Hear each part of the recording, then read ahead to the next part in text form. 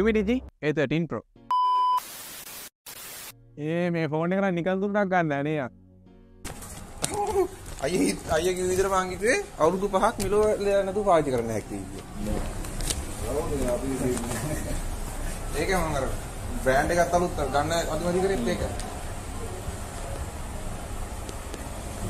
අනේ මට සිදුවද නම් වෙළඳ පොලේ ටිකක් මිල අඩුවෙන් ගන්න පුළුවන්. හොඳ ගේමින් ෆෝන් එකක් විදියට. හොඳ පර්ෆෝමන්ස් තියෙන ටිකක් මිල අඩු ෆෝන් එකක් විදියට අපිට මෙන්න මේ ෆෝන් එක හඳුනගන්න පුළුවන්. මේ ෆෝන් එකත් එක්ක පොඩි කරදර කීපයක් නම් වුණා. අපි ඒක වීඩියෝ එක අවසන් කතා කරමුකෝ. එහෙනම් අපි ෆෝන් එකේ ෆීචර්ස් මොනවද?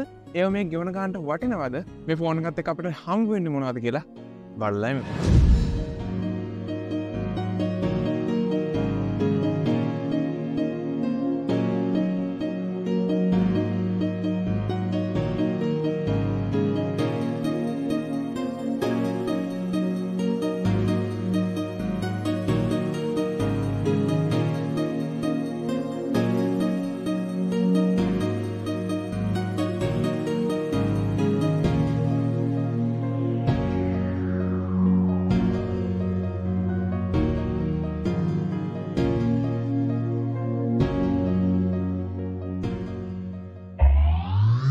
කළු නිල් සහ ගෝල්ඩ් කියන කලර්ස් වලින් එන මේ ෆෝන් එකේ දිග පළල උස අපිට මෙන්න මේ විදිහට බලා ගන්න පුළුවන්. ග්‍රෑම් 207ක් වර මේ ෆෝන් එක ඇල්ලුවම වුණා. හොඳ ක්වොලිටි එකක් තියෙනවා කියලා අපිට දැනෙනවා. ෆෝන් එකේ ටෙම්පර්ඩ් ග්ලාස් එක පොඩ්ඩක් කවුල් ගිහලා තින්නේ ඒක නගලා. හොඳ ලස්සන ඩිසයින් එකක් තියෙනවා මේ ෆෝන් එකට. ඒත් එකම මේ ෆෝන් එක ටිකක් උසයි. බෑක් එකේ මේ තියෙන කෝටින් එක නිසා ෆින්ගර් ප්‍රින්ට් වදින්නේ නැහැ. වැදුනත් සාමාන්‍යයෙන් පේන්නේ නැහැ. ෆෝන් එකේ බැක් එකේ උඩින්ම අපිට ට්‍රිපල් කැමරා සෙටප් එක බලා ගන්න පුළුවන්. ඒත් එක්කම පහලින් මේ කට්ටියගේ මිෂන් එක වෙන්න ඕන Beyond Dreams කියලා සහ එහා පැත්තෙන් UMIDIGI කියලා මෙයාලගේ නම සඳහන් වෙනවා අපිට බලා ගන්න පුළුවන්. Buttons and port ගැන බලුවා. වෙනද වගේම අපිට හම්බ වෙන main mic එක, Type C port එක, speaker එක, power button එක, volume buttons, SIM tray slot එක, noise cancelling mic එක සහ 3.5mm headphone port එකට අමතරව අපිට customize කරන්න පුළුවන් action button එකකුත් මෙන්න මේ ෆෝන් එකේ බලා ගන්න පුළුවන්. ෆෝන් එකට microphone දෙකක් තියෙනවා. ඒක නිසා අපේ වටේ පිටේ තියෙන sound නැතුව අපේ කටහඬ විතරක් focus කරලා හොඳ quality sound එකක් output කරන්න මෙන්න මේ ෆෝන් එකට පුළුවන් වෙලා තියෙනවා. power button එකේම fingerprint sensor එකකුත් බලා ගන්න පුළුවන්. මෙන්න මේ fingerprint sensor එක තමයි මම දැකපු පොඩිම fingerprint sensor එක. සාමාන්‍යයෙන් power button එකේ තියෙන fingerprint sensor ටිකක් ලොකුයි. ඒත් UMIDIGIලා මේක මේ බටන් එකේ සයිස් එකටම නිර්මාණය කරන්න සමත් වෙලා තියෙනවා. ඒත් එකම කස්ටමයිසබල් බටන් එක සිංගල් ටැප්, ඩබල් ටැප්ස් සහ ලොං ප්‍රෙස් කියලා ඔප්ෂන් තුනක් දීලා තිනවා. අපිට මේකට ඕන දෙයක් ප්‍රෝග්‍රෑම් කරන්න පුළුවන්. සාමාන්‍යයෙන් ටෝච් එක ඔන් වෙන්න, කැමරා එක ඔන් වෙන්න, වෙන ඇප් එකක් ඕපන් වෙන්න, සවුන්ඩ් රෙකෝඩ් වෙන්න. මේ විදිහට ඕන දෙයක් අපිට මේකට ඉන්ක්ලූඩ් කරගන්න පුළුවන්. SIM tray එක හයිබ්‍රිඩ් SIM tray එකක්. ඒ කියන්නේ මේකට එකපාර SIM දෙකක් හෝ එක SIM එකක් සහ SD කාඩ් එකක් තමයි මේකට දාන්න පුළුවන් වෙන්නේ. එකපාර මේ තුනම දාලා එකට පාවිච්චි කරන්න බෑ. අවංකවම කිව්වොත් මට මේ ෆෝන් එක නිසා උන කරදර වලට අමතරව මම මේ ෆෝන් එකේ අකමැති දේවල් කීපයක් තියෙනවා. එකෙන් පළවෙනි එක තමයි ඩිස්ප්ලේ එක. ෆෝන් එකට තියෙන්නේ අඟල් 6.7ක 1650 වරක් 720 කියන රෙසලූෂන් එකේ 20.6ට 9 කියන ඇස්පෙක්ට් රේෂියෝ එක තියෙන ටිකක් ලොකු ඩිස්ප්ලේ එකක්. මෙන්න මේ ඩිස්ප්ලේ එක හොඳටම ප්‍රමාණවත් 1080p YouTube වීඩියෝ එකක් බලන්න, Full HD ෆිල්ම් එකක් බලන්න, ලොකු ගේම්ස් ප්ලේ කරන්න මෙන්න මේ වගේ දේවල් වලට මේ ඩිස්ප්ලේ එක හොඳටම ප්‍රමාණවත්. මේ ෆෝන් එක පාවිච්චි කරද්දි මට දැනුණ ලොකුම වෙනස තමයි මම එදිනෙදා පාවිච්චි කරන්නේ මෙන්න මේ රුපියල් 20000කට ගන්න පුළුවන් Redmi ෆෝන් එක. එතකොට මේක රුපියල් 40000ක්. මේ දෙකේ ටච් ස්ක්‍රීන් එක මේ 40000 ෆෝන් එකට වඩා මේ රුපියල් 20000 ෆෝන් එකේ ටච් එක හොඳයි වගේ මට දැනෙනවා. හිතන්න ටච් ස්ක්‍රීන් එක වැඩ කරන්නේ මෙන්න විදිහට X හා Y අක්ෂ දෙකේ යන ඉන්විසිබල් ලයින්ස් ක්‍රොස් කරන පොයින්ට් හරහා කියලා. එහෙමද ඒ වගේ පොඩි මෙකැනිසම් එකකින් තමයි මේක වැඩ කරන්නේ. මට දැනුණ දේ තමයි මේ රුපියල් 20000 ෆෝන් එකේ මේ පොයින්ට්ස් තියෙන දුර සහ මේ 40000 ෆෝන් එකේ මේ පොයින්ට්ස් තියෙන දුර වෙනස් කියලා. ඒ කියන්නේ මේ ෆෝන් එකේ මේ පොයින්ට්ස් ළඟින් තියෙන්නේ, මේ ෆෝන් එකේ මේ පොයින්ට්ස් ඈතින් තියෙන්නේ. මට මේක නෝට්ස් උනේ මම කීබෝඩ් එකේ P අකුර ටයිප් කරාම O අකුර තමයි ටයිප් වෙන්නේ. බැක්ස්පේස් කරාම M අකුර ටයිප් වෙන්නේ. මෙන්න මේ විදිහට කේක දේවල් ටිකක් තියෙනවා. මට දැනුණ දේ තමයි මේ ෆෝන් එක හදද්දී ඒකට යන කොස්ට් එක අඩු කරගන්න මේ කට්ටිය මේ වගේ දෙයක් කරන්න ඇති කියලා. view angle එක වරදක්ම නැහැ. ලොකු display එකක්, rich colors තියෙනවා. ඔය brightness level එකක් එක්ක මෙන්න මේ display එක අපිට බලා ගන්න පුළුවන්. display එකේ අනිත් වැදගත් කරුණු website එකේවත් වෙන website වලවත් කොහෙවත් තිබෙන්නේ නැහැ. display එකේ brightness වගේ, nits වගේ, PPI ගාන, touch sampling rate එක මේ කිසි දෙයක් කොහෙවත් බලා ගන්න තිබුණේ නැහැ. ඒතකම මේ display එකේ technology එක TFT ද LCD ද මේ කිසි දෙයක් කොහෙවත් බලා ගන්න පුළුවන් වෙන්නේ නැහැ.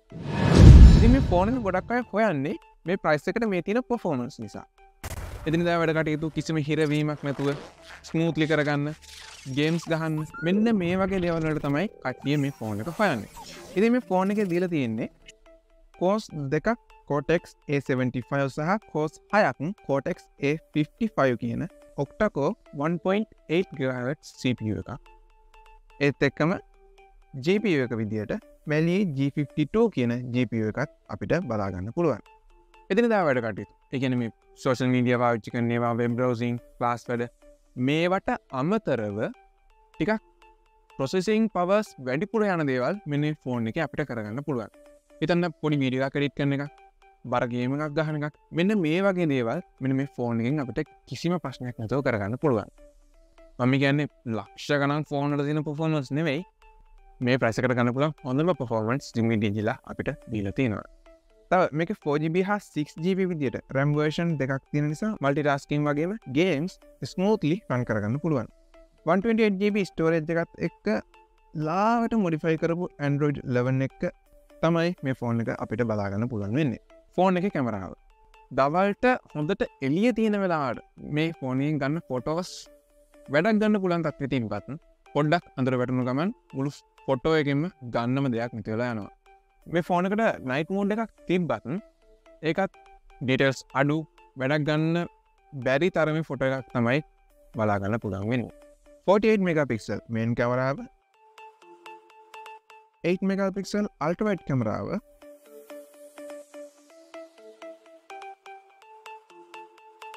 5 megapixel macro කැමරාව සහ 16 megapixel selfie කැමරාවක් අපිට මේ ෆෝන් එකේ බලා ගන්න පුළුවන්.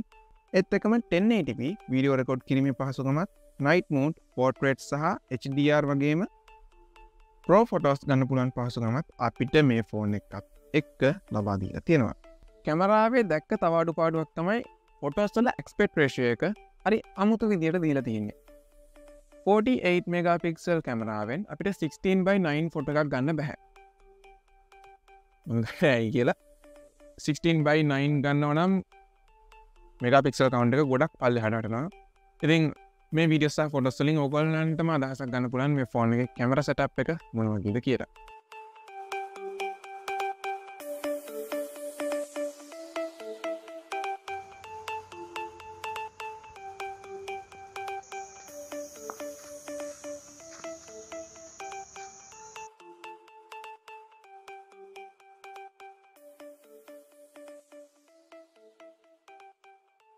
හරි ඉතින් දැන් මේ වීඩියෝ එක මේ රෙකෝඩ් වෙන්නේ UMIDIGI A13 Pro එකෙන් සවුන්ඩ් රෙකෝඩ් වෙන්නේ ඒකෙන්මයි මේ වෙලාවේ පොඩ්ඩක් හුළඟ තියෙනවා මම දැක්ක විශේෂ දෙයක් තමයි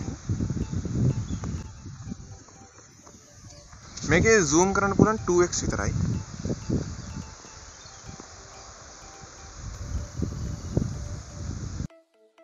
ඒත් එක්කම දැන් මේ රෙකෝඩ් වෙන්නේ මේකේ selfie කැමරාවෙන් sound එකම තමයි මම දැක්ක විශේෂ දෙයක් තමයි මේකේ ultra wide camera එකෙන්වත් macro camera එකෙන්වත් රෙකෝඩ් කරන්න බෑ එන main camera එකෙන් විතරයි රෙකෝඩ් කරන්න පුළුවන් ඒකත් 48 megapixel ද කියලා නම් sure නෑ කොහොම හරි 1080p 30 fps 720p සහ RC80p විදියටත් මේකේ videos record කරන්න පුළුවන්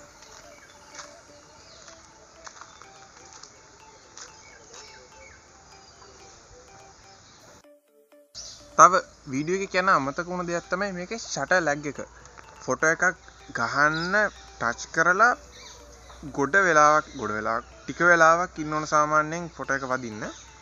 48 megapixel දාලා ගත්තොත් තත්පර 4-5ක් වගේ කාලයක් ඉන්න වෙනවා. නැත්නම් තත්පරයක් 2ක් තත්පර 3ක් වගේ කාලයක් ඉන්න වෙනවා. shutter එක ටච් කරලා ෆොටෝ එක කැප්චර් වෙන්න.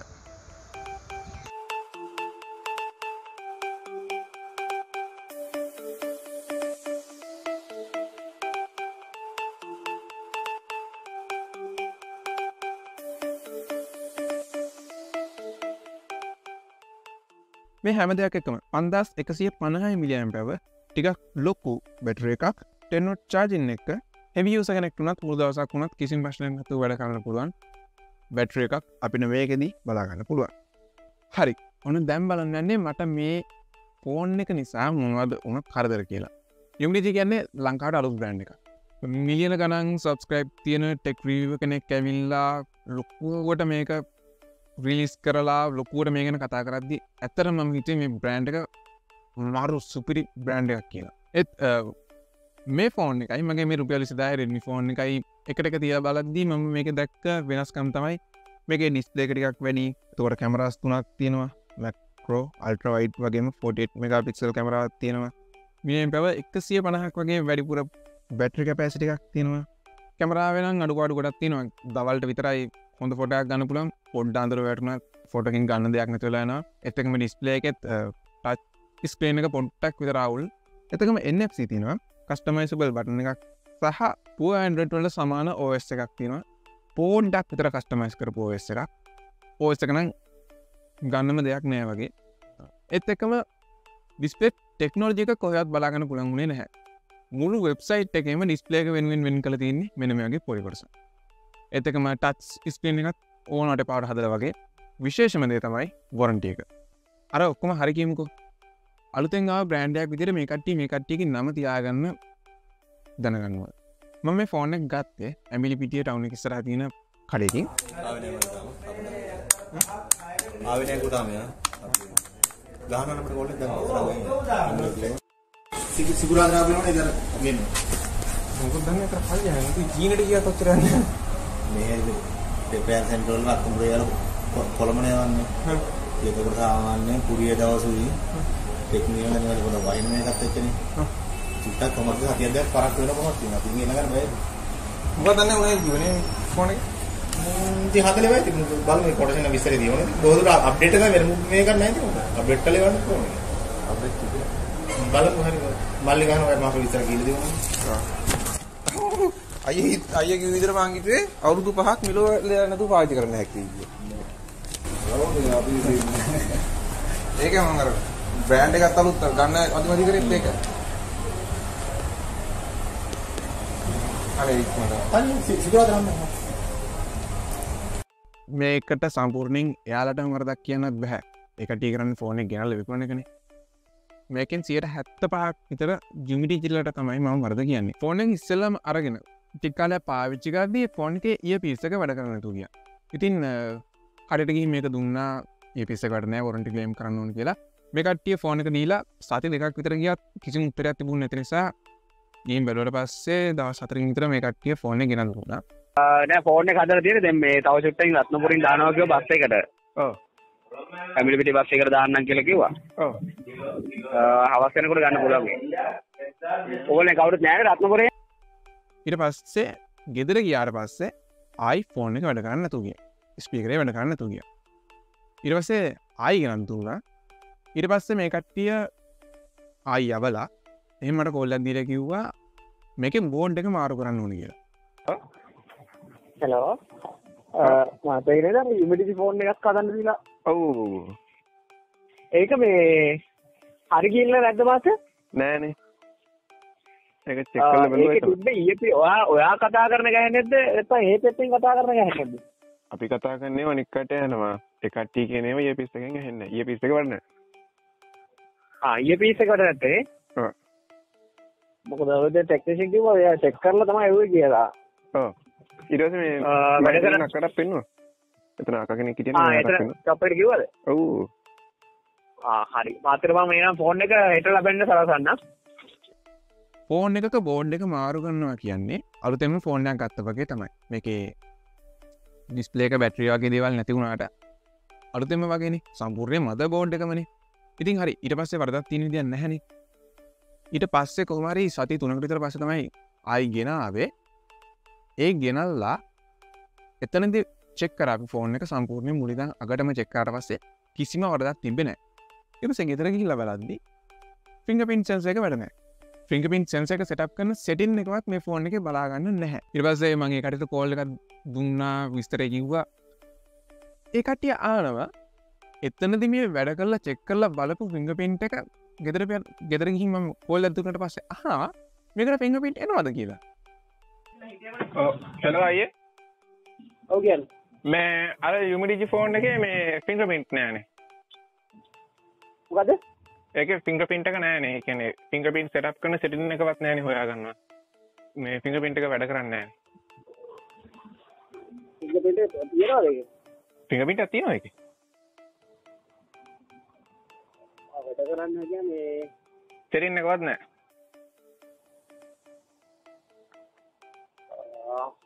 සෙටප් කරන සෙටින් එකවත් නෑ. මේ කලින් තිබ්බද? ඔව්.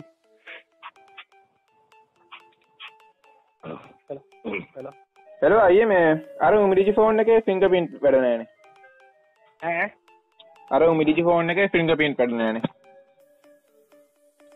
මොන රහව සරංගියේද? ඔව්. කතාල කියන මරේ නම්බර් පොඩක් කරේට. මං කිව්වා. මොකද කියන කර? එයාට කරන් දෙන්නේ නැහැ කිව්වා. එතකොට මං කිව්වා මේ එහෙනම් මට වෙන ෆෝන් එකක් දෙන්න. එයාට කරන් දෙන්නේ නැහැ කිව්වා. අයියට කියන්නේ කිව්වා. ඈ අයියට කියන්නේ කිව්වා එයාට කරන් දෙන්නේ නැහැ කියලා එයා. මේ ෆෝන් එක මාරු කරගන්න පුළුවන් එහෙනම් පුළුවන්ද? ඉන්න බලලා කියනවා. දැන් පාටි කරනවා. එකොමරි ඊට පස්සේ තරහා ගිහිල්ලා බැලලා කෑ ගහලා රොමියෝ කරලා ඊට සති දෙකකට විතර පස්සේ මම උදේ ඉඳන් රෑ අවස් වෙනකන් රෑ 7 විතර වෙනකන් ඉඳලා කොහොම හරි අලුතෙන්ම ෆෝන් එකක් ගෙන්න ගත්තා. මේ එයා කිව්වා අයියා ගාව ෆෝන් එකක් තියෙන කියලා මට මේ හෙට ගන්න පුළුවන් දෙයක් උනා. මේ මට මේ අලුත් ෆෝන් එකක් දෙන්නම් කිව්වා මල්ලි අඟහරුවාදට. අඟහරුවාදට බෑ. හෙට බැරිද? ඔව්. හෙට දෙන්න කියන්නේ ඔෆිස් එකේ වහලාට නා ඉරිදානේ. සඳ එහෙමනම් ලක්ෂ්මපුරේට එන්න ඕනේ මේ ගන්න. මම අඟහරුවාද එනවා ඇම්බිලි පිටියට. එතකොට මට අලුත් ෆෝන් එකක් ගෙනත් දෙන්න පුළුවන්. එහෙනම් අඟහරුවාද හොඳේ. ඔව් හරියට. හරි අඟහරුවාද නැත්තම් දෙන්න එක්ක යන් ඒ වෙලාවෙම රත්නපුරේ.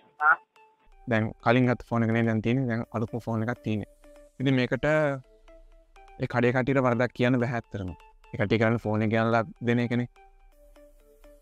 UMIDIGI ලට තමයි වරද යන්නේ. ඒත් එක්කම මේ ෆෝන් එකේ මට තව ආපු ප්‍රශ්නයක් තමයි අප්ඩේට්ස් එන්නේ නැති එක. මේ UMIDIGI A13 Pro එක මම ගත දවස් නම් තියෙන Android 11.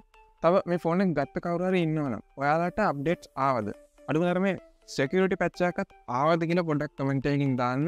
සහ ඔයාලා Android 12 Android 11 වලින් ඉහළ වෙන අප්ඩේට් එකක් ගත්තා නම් ඒක ගත්තේ කොහොමද කියලා පොඩ්ඩක් කියන්න. කිසිම විදිහකට මේකට අප්ඩේට්ස් නම් එන්නේ නැහැ. security patch එකක් එන්නේ නැහැ. ඉතින් ෆෝන් එක ගන්න කලින් මිලියන ගණන් subscribe තියෙන channel ඇවිල්ලා මේක මෙච්චර හොඳයි අරම මේවා කිව්වත් ඒක ටීඩේ කරන්නේ ඒ සමාගමේ ස්පොන්සර් එක කරන ඒ සමාගමට අවශ්‍ය දේ නම් කියන්නේ පොඩ්ඩක් කඩේකට ගිහින් චෙක් කරලා බලලා ගන්න සහ වොරන්ටි ක්ලේම් කරද්දී ඒ කට්ටිය කොහොමද හැසිරෙන්නේ කියලා පොඩ්ඩක් බලන්න. ටිකක් ලංකාවේ ටික කාලයක් තිබ්බ සමාගමක් නම් එච්චරම අවුලක් නැහැ. මම කලින් ගිම්බල් එක ගන්න ගිහිල්ලා මේ වගේ දෙයක් වුණා. ඒ මිලියන ගණන් සබස්ක්‍රයිබ් කරන channel කිව්ව පළියට ඒවා විශ්වාස කරන්න යන්න එපා. ස්පොන්සර් වලට කිව්වොත් නම් කියන්නේ සමාගමට අවශ්‍ය දේ විතරයි.